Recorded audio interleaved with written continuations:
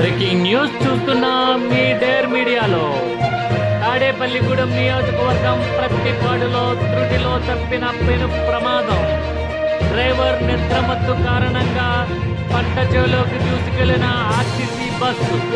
ప్రమాద సమయంలో బస్సులో ప్రయాణికులు లేకపోవడంతో తప్పిన పెను ప్రమాదం.